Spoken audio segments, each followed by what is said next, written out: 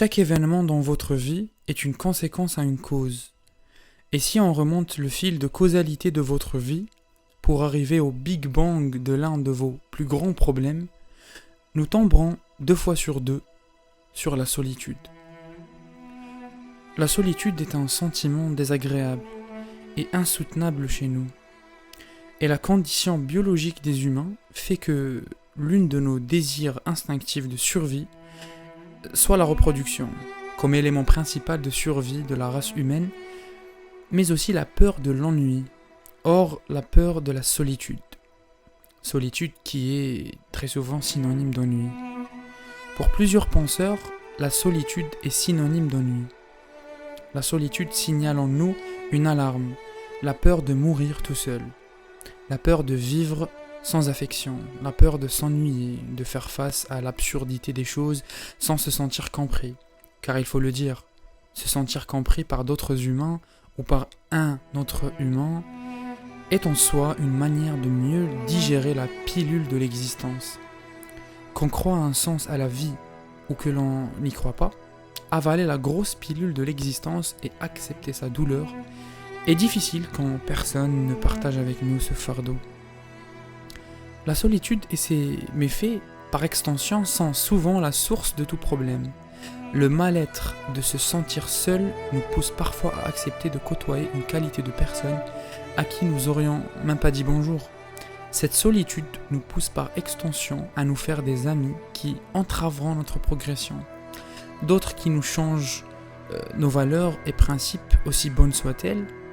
Cette même solitude nous pousse à choisir des partenaires qui ne répondront point à nos exigences et qui souvent nous feront perdre énormément de temps et d'énergie. Cette même solitude qui nous a fait subir tout ce désastre viendra déformer notre jugement des autres. Nous jugerons normal peut-être d'accepter les avances d'une ou d'un ex-petit ami qui revient, ou celle d'une personne qui ne partage pas les mêmes envies et désirs que nous. Par extension, cette solitude qui a ruiné nos relations amoureuses et amicales affecte indirectement tout notre parcours. Quand on vient s'entourer d'un mauvais groupe d'amis et qu'on enchaîne des déceptions amoureuses ou des plans éphémères qui ne servent qu'à combler un désir d'affection ou un besoin de balayer d'un revers de main la sensation désagréable de la solitude, toute notre vie autour se dégrade sous nos yeux et nous pourrons rien y faire, car ça sera trop tard. La solitude est donc le fléau de la vie. Et il n'existe que 2 options possibles pour échapper à ces catastrophes.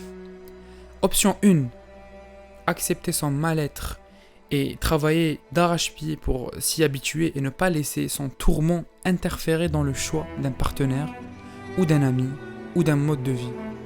Option 2, se soumettre à la solitude et assumer les mauvaises conséquences qui sont à l'origine du grand manque qui est le manque de la solitude.